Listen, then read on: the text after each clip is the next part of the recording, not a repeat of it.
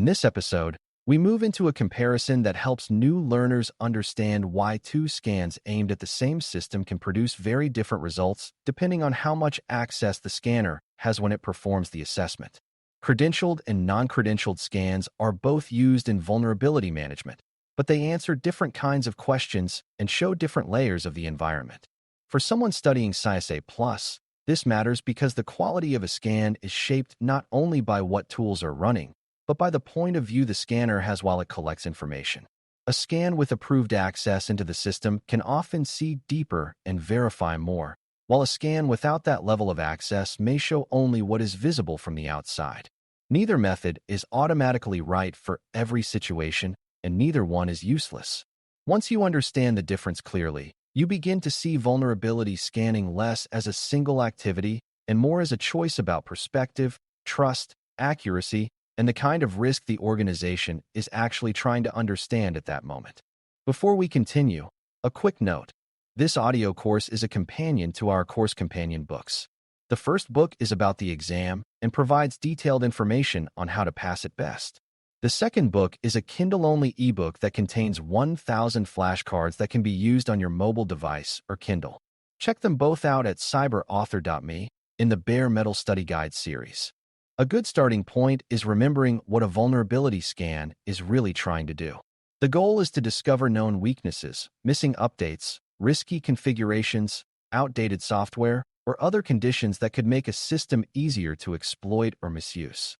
The scanner gathers evidence, compares what it finds to known issues, and then reports findings that help defenders decide what to validate, prioritize, and remediate. What changes between credentialed and non-credentialed scanning is how the evidence is gathered. A credentialed scan uses approved account access so the scanner can log into the target system and inspect it with greater depth, while a non-credentialed scan works without that internal login and relies mainly on what it can observe from the outside through reachable services and exposed behavior. This distinction matters because the more directly the scanner can inspect the asset, the more complete the picture may become. At the same time, the more access the scanner uses, the more carefully the organization must think about permissions, governance, and operational responsibility. A credentialed scan is one in which the scanning platform is given authorized credentials so it can authenticate to the target system and inspect it from a more trusted, internal position. That access may allow the scanner to review installed software, patch levels, operating system details, service configurations, user or group settings, registry values, package information, and other local conditions that are often difficult to assess from the network alone. For a beginner, the main idea is that the scanner is no longer guessing only from surface clues. It is being allowed to look under the hood with permission.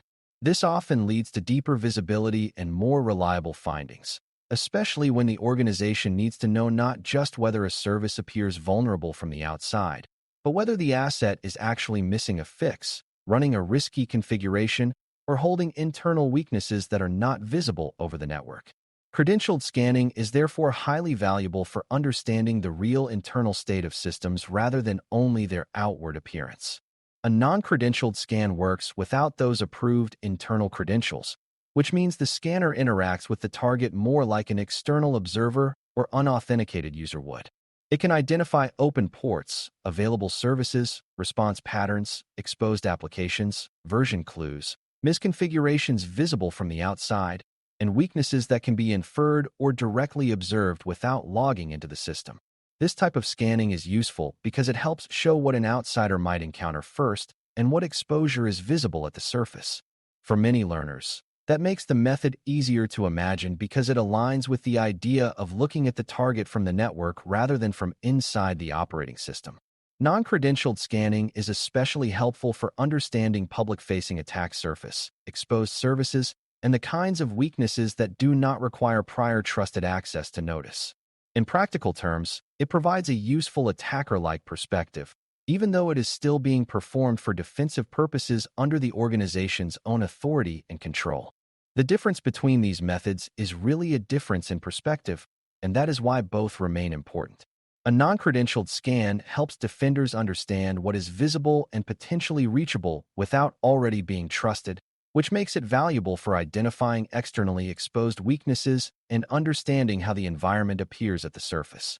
A credentialed scan helps defenders understand what is present deeper inside the system, which makes it valuable for identifying missing patches, local misconfigurations, outdated packages, insecure settings, and other internal weaknesses that might matter greatly after initial access is achieved. One perspective asks what can be seen from the outside. The other asks what is actually wrong inside the asset if the organization is allowed to inspect it directly. Both questions matter in real life because attackers may begin as outsiders and then become insiders through stolen accounts, phishing, compromised endpoints, or vendor access. A mature security program therefore learns not to choose one perspective because it sounds better, but to use each perspective where it reveals the most meaningful part of risk. This comparison also connects naturally to how attacks really unfold over time. A non-credentialed scan is valuable for understanding what an attacker could probe before they have any trusted foothold. That makes it useful for identifying public services, exposed remote access paths, poor external configurations, and weaknesses that create a direct opening from outside the environment. A credentialed scan becomes especially valuable once you consider what happens after initial access, because many intrusions are made worse not by the first compromise alone, but by what the attacker can exploit next inside the environment. If a user device, server, or cloud workload is missing critical fixes or holds risky internal settings, those issues may not be obvious from the surface, but can still become highly important during lateral movement or privilege escalation. This is why the two methods should not be framed as rivals. They reflect different phases of risk, and together they help defenders understand both the public face of the system and the private reality behind it. One of the biggest practical advantages of credentialed scanning is depth and accuracy. Because the scanner can inspect the system directly with approved access, it is often better able to confirm whether software is installed, whether patches are missing, whether a package version is vulnerable, and whether local settings create security concerns. This reduces the need to infer too much from banners or surface responses. In many cases, that deeper visibility also reduces false positives because the scanner can verify local conditions rather than only estimating them from external observation. At the same time, credentialed scanning can reveal internal issues that a non-credentialed scan might never notice, such as insecure local permissions, outdated components not exposed as services, or weaknesses in settings that affect security even though they do not present themselves clearly on the network.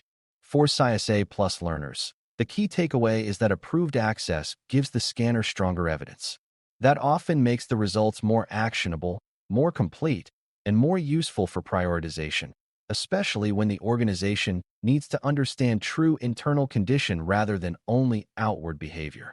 Non-credentialed scanning, however, offers a different kind of value that should not be dismissed just because it sees less deeply. In many cases, it provides the clearest picture of what an unauthenticated outsider can reach, which is a major security concern in its own right. If a weakness can be identified or exploited without internal access, that often raises urgency because the path to abuse is shorter and the barrier to attacker contact is lower. Non-credentialed scanning also avoids some of the complexity involved in managing credentials, which can make it operationally simpler in certain environments or useful as a baseline external perspective even when deeper methods are also in place. It may reveal services that should not be exposed, old applications visible to the internet, weak external configurations, or attack surface that does not require any trusted position to abuse. For new learners, this is an important reminder that less depth does not mean less value. A surface-level view may be exactly what the organization needs when the main question is what outsiders can see and touch immediately. Operational considerations also differ between the two approaches. Credentialed scanning requires the organization to create, manage, rotate, protect, and validate the credentials used for scanning, which introduces administrative and governance responsibilities that do not exist in the same way for non-credentialed methods. If those credentials are mismanaged, overprivileged, or forgotten, they can become a risk of their own. The team must think carefully about where the credentials are stored, how much access they have, who can approve their use, and how to make sure the scan reads enough to be useful without receiving unnecessary authority. Non-credentialed scanning avoids some of that internal access management, but it still depends on reachability, scan timing, network stability, and the behavior of the target services. Neither method is free from operational planning. One demands more attention to trusted access and local inspection. The other demands more attention to network perspective, coverage limits, and what surface-level observation can and cannot truly prove about the target's internal state. This leads directly into an important governance topic, which is privilege. Credentialed scanning works best when the scanning account has enough access to gather meaningful data, but not so much access that the organization has created a powerful standing account without proper control. Least privilege still matters. The scanning credential should be designed with a clear purpose, limited scope, proper monitoring, and careful lifecycle management. If the organization simply hands broad administrator-level access to a scanning process because it seems easier, it may solve one visibility problem while creating another security problem. Non-credentialed scanning usually feels less sensitive because it does not involve those internal login rights, but it still requires approved boundaries and careful scope, especially when public assets, cloud services, or provider-managed systems are involved. For a CySA Plus learner, the broader lesson is that vulnerability visibility is never free. The more deeply the organization wants to see into its systems, the more carefully it must manage the trust, permissions, and controls surrounding that access. False positives and false negatives also behave differently across these approaches. A non-credentialed scan may have to rely more heavily on surface clues such as service banners, protocol behavior, or other indirect signs that a system might be vulnerable. That can sometimes lead to findings that are technically reasonable guesses, but not fully confirmed realities. A credentialed scan often reduces some of that uncertainty because it can inspect local state more directly, but it is still not perfect. If the credential is insufficient, if the target resists inspection, or if the agent performing the evaluation misinterprets what it sees, the output can still be incomplete or mistaken. In both cases, high-impact findings often deserve some level of validation before major decisions are made. This is one reason mature teams do not treat scan results as unquestionable truth. They treat them as strong evidence that must still be interpreted in context, especially when the business cost of acting on a mistaken finding is significant or when the result does not align with what the asset owner or environment behavior suggests. A practical example helps make the difference clearer. Imagine a web server that exposes a public application.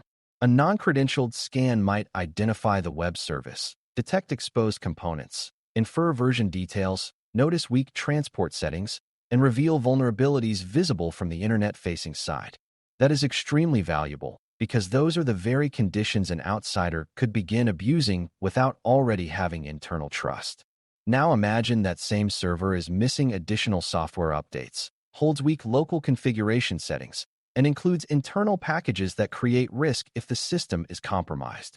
A credentialed scan may be able to reveal those deeper issues because it can look past the public application into the broader operating state of the server itself. In this scenario, the non-credentialed scan helps defenders understand initial external exposure, while the credentialed scan helps them understand how much hidden internal weakness exists behind that same exposed surface. Together, the two results produce a more realistic picture than either one alone would provide. Another example involves employee laptops rather than servers. A non-credentialed scan may have difficulty assessing many remote laptops consistently because they are often off the internal network, disconnected, or not exposing much that can be inspected meaningfully from the outside. Even when reachable, the surface view may show only a small part of the security story. A credentialed approach, whether performed directly with approved access or through a local management capability, may reveal missing patches, insecure local settings, outdated software, and configuration weaknesses that are highly relevant to the organization's risk posture. This becomes even more important in remote work environments where the laptop may spend long stretches away from traditional network visibility. For a beginner, this illustrates why credentialed scanning often matters greatly for endpoint understanding. The device may look quiet from the outside, while still carrying significant internal weaknesses that only an approved, deeper inspection can reveal before attackers take advantage of them through phishing, malware, or stolen credentials. A common misconception is that credentialed scanning is always the superior method and therefore makes non-credentialed scanning unnecessary. That view misses the fact that the two methods answer different questions and reflect different threat perspectives. Another misconception is that non-credentialed scanning is more realistic because it feels more like what an attacker sees, and therefore deeper trusted inspection is somehow less useful. That view misses the reality that attackers do not always remain outsiders for long. Once they gain access through a compromised account or endpoint, the internal weaknesses revealed by credentialed scanning can become highly relevant very quickly. The strongest way to think about this comparison is not in terms of which method wins, but in terms of what each method reveals about the organization's exposure at different stages. Real environments benefit from both kinds of understanding. One highlights initial accessible surface. The other highlights deeper internal weakness. Mature vulnerability management wants both views because attackers often experience both views in sequence. By the end of this discussion, credentialed and non-credentialed scans should feel much more like complementary perspectives than competing tools. A non-credentialed scan shows what is visible without trusted access, which makes it valuable for understanding exposed services and the attack surface that outsiders can interact with directly. A credentialed scan uses approved access to inspect systems more deeply, which often makes it better for identifying missing patches, insecure internal settings, and weaknesses that do not reveal themselves clearly at the surface. Each method brings strengths, limits, and operational considerations, and each one becomes more useful when tied to the actual question the organization is trying to answer about risk. For someone preparing for CySA+, the most important takeaway is that vulnerability scanning depends heavily on perspective.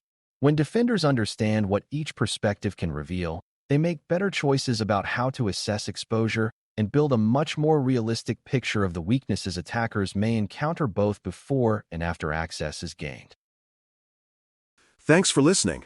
For more audio courses, daily newsletters, and more, please visit baremetalcyber.com.